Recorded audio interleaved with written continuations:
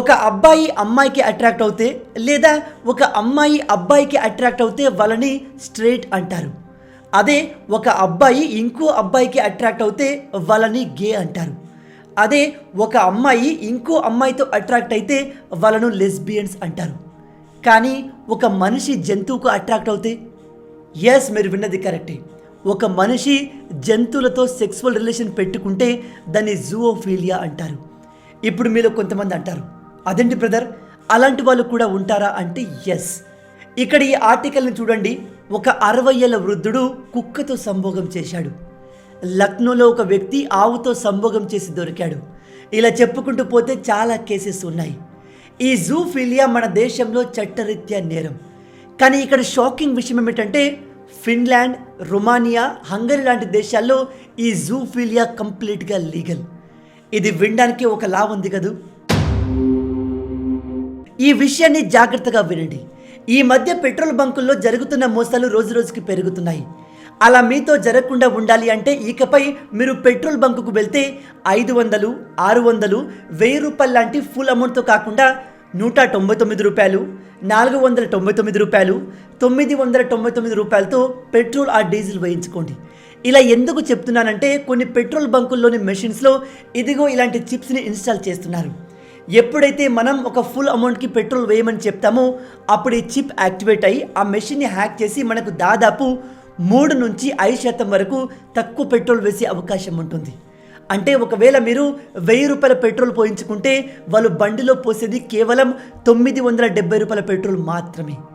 ఈ విషయం చెప్తుంది నేను కాదు, స్వయానా మన తెలంగాణకు చెందిన పోలీస్ డిపార్ట్మెంటే. కాబట్టి ఇకపై పెట్రోల్ బంకుకు వెళ్తే జాగ్రత్తగా ఉండండి.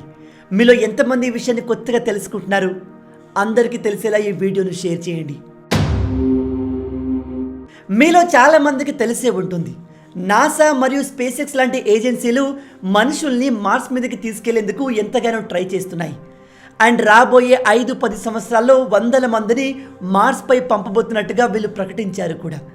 అయితే ఒకవేళ నిజంగానే మనిషి మార్స్పై వెళ్ళి జీవించడం మొదలు పెడితే మార్స్ పైన పుట్టబోయే బిడ్డకి భూమి పైన పుట్టబోయే బిడ్డకి ఎలాంటి తేడా ఉంటుందో తెలుసా? ఇప్పుడు తెలుసుకుందాం. మార్స్ పైన సూర్యుడి నుంచి వచ్చే యూవీ రేస్ భూమి కంటే ఎక్కువగా ఉంటుంది. అందుకని మార్స్ పై పుట్టబోయే పిల్లల స్కిన్ కలర్ ఆరెంజ్ కలర్లో ఉంటుంది. అలాగే వాళ్ళ బోన్స్ కూడా మనతో కంపేర్ చేస్తే చాలా వీక్గా ఉంటాయి. ఎందుకంటే మార్స్ యొక్క గ్రావిటీ భూమి కంటే తక్కువగా ఉంటుంది. ఇక్కడ ఇంకో ముఖ్యమైన విషయం ఏమిటంటే మార్స్ పైన భూమి మీద ఉన్నట్టుగా రకరకాల వైరస్లు, బ్యాక్టీరియాలు ఉండవు. దీని కారణంగా మార్స్ పై పుట్టబోయే పిల్లల్లో ఇమ్యూనిటీ చాలా తక్కువగా ఉంటుంది. అందుకే ఒకవేళ అక్కడి వాళ్ళు ఫ్యూచర్లో మన భూమి మీదకి వస్తే స్పేస్ సూట్లు ధరించాల్సి ఉంటుంది. ఎందుకంటే భూమిపై ఉండే వైరస్లు మనల్ని ఏమీ చేయలేకపోవచ్చు, కానీ మార్స్ పై నుంచి వచ్చే వాళ్ళకి అవి ప్రాణాంతకంగా మారుతాయి. మీలో ఎంతమంది ఈ విషయాన్ని కొత్తగా తెలుసుకుంటున్నారు? స్పేస్ సూట్స్, వీటిని ధరించే ఆస్ట్రోనాట్లు అంతరిక్షంలో ఆపరేట్ చేస్తారు. అయితే వీటిని తయారు చేయడానికి ఎంత ఖర్చు అవుతుందో తెలుసా? 1974లో నాసా తయారు చేసిన ఒక స్పేస్ సూట్ కాస్ట్ $22 మిలియన్.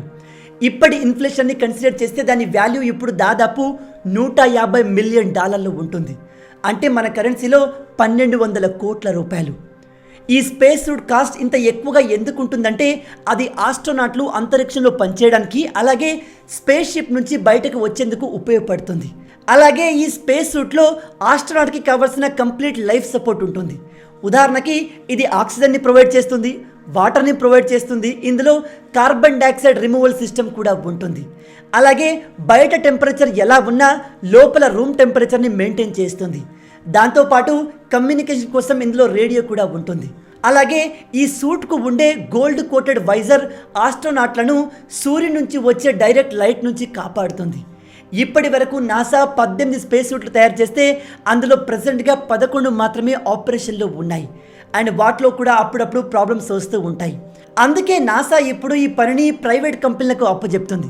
వాళ్ళైతే తక్కువ ధరకే ఇంకా ఎఫెక్టివ్గా తయారు చేస్తారు అని. అయితే ఆ ప్రైవేట్ కంపెనీ ఏంటో మీరు గెస్ చేయగలరా? మన హిమాలయ పర్వతాల ఎత్తు ప్రతి సంవత్సరం పెరుగుతుంది. అదేంటి బ్రో, పర్వతాల ఎత్తు కూడా పెరుగుతుందా అంటే ఎస్. అది ఎలాగో తెలుసుకోవాలంటే మొదటగా మన హిమాలయ పర్వతాలు ఎలా ఏర్పడ్డాయో తెలుసుకోవాలి. అనేక వేల సంవత్సరాల క్రితం మన ఇండియన్ టెక్టానిక్ ప్లేట్ వచ్చి యురేషియన్ టెక్టానిక్ ప్లేట్ని ఢీకొట్టింది. ఇక్కడ మన Indian tectonic plate Eurasian tectonic plate కింద జారుతూ వెళ్తుంది. ఈ రెండు టెక్టానిక్ ప్లేట్ల కొలిజన్ కారణంగా హిమాలయ పర్వతాలు ఏర్పడ్డాయి. అయితే ఈ రెండిటి కొలిజన్ ఇంకా అయిపోలేదు, కొనసాగుతూనే ఉంది. మనం హిమాలయ పర్వతాన్ని చూసి అవి ఎంతో పురాతనమైనవి అనుకుంటాం, కానీ ఎర్త్ యొక్క ఫార్మేషన్ ప్రాసెస్ని తీసుకుంటే ఈ హిమాలయ పర్వతాలు చాలా యంగ్ పర్వతాలు. అందుకే మన Indian tectonic plate Eurasian tectonic plate కింద జారుతున్న కొద్దీ హిమాలయాల ఎత్తు సంవత్సరానికి 4 మిల్లీమీటర్లు పెరుగుతుంది. ఇది దాదాపు రాబోయే 30,000 సంవత్సరాల వరకు జరుగుతుంది అని శాస్త్రవేత్తలు అంచనా వేస్తున్నారు. మీలో ఎంతమంది ఈ విషయాన్ని కొత్తగా తెలుసుకుంటున్నారు? బై ద వే, మీలో ఎవరైనా ఇప్పటి వరకు హిమాలయాస్ని డైరెక్ట్గా విజిట్ చేశారా? మీ ఎక్స్పీరియన్స్ని కింద కమెంట్లో మాతో షేర్ చేసుకోండి. రాత్రిపూట రోడ్లపైన లాంగ్ జర్నీ చేస్తున్నప్పుడు కాస్త జాగ్రత్తగా ఉండండి. ఎందుకంటే రీసెంట్గా వచ్చిన కొన్ని రిపోర్ట్స్ ప్రకారం దారి దోపిడీలు ఎక్కువ అవుతున్నాయి. దీనికోసం దొంగలు కొన్ని విచిత్రమైన మెథడ్స్ని ఉపయోగిస్తున్నారు. అందులో నెంబర్ 1, రాత్రిపూట రోడ్డు పైన వెళ్తున్నప్పుడు రోడ్డుపై టార్చ్ లైట్ ఆన్ చేసి ఉన్న మొబైల్ పడేసి కనిపిస్తే అక్కడ అస్సలు ఆగకండి. ఎందుకంటే దొంగలు ఇలా మొబైల్ ఫోన్లను టార్చ్ ఆన్ చేసి కావాలనే రోడ్డు పైన పడేసి ఆ చుట్టుపక్కలనే దాక్కొని ఉంటారు. ఎవరైనా ఆ మొబైల్ టార్చ్ చూసి అక్కడ ఆగితే ఒక్కసారిగా వారిపైన అటాక్ చేసి వాళ్ళను చంపేయడం లేదా వాళ్ళ దగ్గర ఉన్న వస్తువుని దోచుకోవడం చేస్తారు. నెంబర్ 2, ఇందులో దొంగలు రోడ్లపైన వెళ్లే కార్ అద్దానికి గుడ్లను విసురుతారు. అయితే ఈ గుడ్లలో ఒక రకమైన కెమికల్ని ఇంజెక్ట్ చేసి ఉంటుంది. దాంతో మీరు కార్ అద్దం పైన గుడ్లు పడగానే వైపర్ ఆన్ చేస్తే ఆ గుడ్డులో ఉన్న కెమికల్ మీ కార్ విండ్షీల్డ్ మొత్తాన్ని బ్లాక్ చేసి మీకు ముందు ఏది కనబడనీయకుండా చేస్తుంది. కాబట్టి ఎప్పుడైనా రోడ్డుపై ట్రావెల్ చేస్తున్నప్పుడు ర్యాండమ్గా గుడ్డు వచ్చి మీ విండ్షీల్డ్ పైన పడితే మీరు వైపర్ని ఆన్ చేయకండి. ఇక చివరగా నెంబర్ 3, మీరు అడవి ప్రాంతంలో ట్రావెల్ చేస్తున్నప్పుడు రోడ్డు పైన ఎవరైనా అమ్మాయి బాగా రెడీ అయి సహాయం కోసం అడుగుతుంటే దయచేసి మీ వెహికల్ని ఆపకండి. ఎందుకంటే ఆమె వెనకాల దాక్కొని ఒక పెద్ద గ్యాంగే ఉండవచ్చు. ఇలాంటి ట్రాప్లో పడి చాలామంది ప్రాణాలు వాళ్ళ వస్తువుల్ని కోల్పోతున్నారు. ఇది అందరికీ తెలిసేలా వీడియోను షేర్ చేయండి. ప్రపంచవ్యాప్తంగా జరిగిన కొన్ని ఫన్నీ వార్ ఇన్సిడెంట్లు. నెంబర్ 1, రెండో ప్రపంచ యుద్ధ సమయంలో ప్రపంచవ్యాప్తంగా చాలా దేశాలు ఎలాగైనా సరే హిట్లర్ని చంపాలని రకరకాలుగా ప్రయత్నించాయి. కానీ హిట్లర్ని చంపడం అంటే అంత ఈజీ కాదు. ఈవెన్ హిట్లర్ తినే తిండిని కూడా ముందుగా వాళ్ళ పని మనుషులకు పెడతారు. ఒకవేళ అందులో విషమేమైనా ఉంటే వాళ్ళు తిని చనిపోతారు అని. ఈ విషయం తెలిసి ఇంగ్లాండ్ ప్రభుత్వం ఒక విచిత్రమైన ప్లాన్ వేసింది. హిట్లర్ కోసం కూరగాయలు పండించే రైతులకు ఈస్ట్రోజన్ ఎక్కువగా ఉన్న కెమికల్ని ఇచ్చి దాన్ని అన్ని పంటలకు ఎక్కువగా వాడమని చెప్పారు. అలా పండిన కూరగాయలను తింటే హిట్లర్ చనిపోవడం కాదు, కానీ అతని బాడీలో ఈస్ట్రోజన్ హార్మోన్ క్వాంటిటీ పెరిగి అతను మెల్లగా మహిళగా మారే అవకాశం ఉంటుంది. కానీ ఎందుకో కానీ చివరికి ఈ ప్లాన్ వర్కౌట్ కాలేదు. నెంబర్ 2, ఒకసారి సోవియట్ యూనియన్కి హిట్లర్కి మధ్య యుద్ధం జరిగింది. అందులో సోవియట్ యూనియన్ తమ దగ్గర ఉన్న కుక్కలకి టైం బాంబులను కట్టి హిట్లర్ సైన్యం వైపు పంపారు. అది గమనించిన హిట్లర్ ఆర్మీ తమ దగ్గర ఉన్న ట్యాంకులు పేల్చడంతో ఆ కుక్కలు ఆ శబ్దాలకు భయపడి సోవియట్ యూనియన్ ఆర్మీ వైపు పరిగెత్తుకుంటూ వచ్చాయి.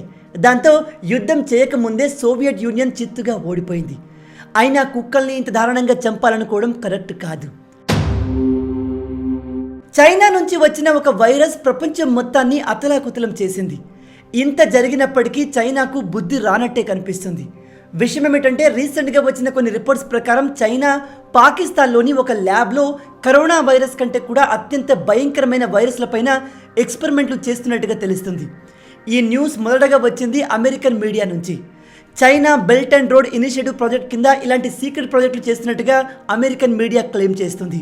చైనా ఇలా ఎందుకు చేస్తుందంటే కోవిడ్ కన్నా ముందు చైనా ఇలాంటి ప్రమాదకరమైన ఎక్స్పెరిమెంట్లను తమ దేశంలో చేసేది. కానీ ఇలాంటి ఒక ఎక్స్పెరిమెంటే బెడిసి కొట్టి చైనా సివియర్గా ఇంపాక్ట్ అయింది. ఇకపై అలా జరగకుండా ఉండేందుకు వీళ్ళు ఇలాంటి ఎక్స్పెరిమెంట్లను పాకిస్తాన్లో చేస్తున్నారు. పైగా పాకిస్తాన్లో ఈ ఎక్స్పెరిమెంట్లో పాల్గొనే వాలంటీర్లు చాలా ఈజీగా దొరుకుతారు. దాంతో రేపు ఏదైనా ప్రమాదం జరిగినా ఆ విషయం బయటకు వచ్చినా కూడా చైనా ఇంపాక్ట్ కాకుండా ఉంటుంది.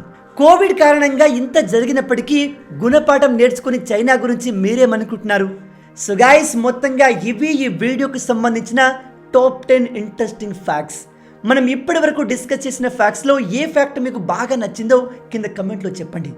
అలాగే రాబోయే వీడియోలో మీరు ఎటువంటి టాపిక్ గురించి తెలుసుకోవాలనుకుంటారో అది కూడా కింద కమెంట్లో తెలియచేయండి. నెక్స్ట్ వీడియోలో ఇంకో ఇంట్రెస్టింగ్ టాపిక్తో మళ్ళీ కలుద్దాం. అంటిల్ దెన్ జై హింద్.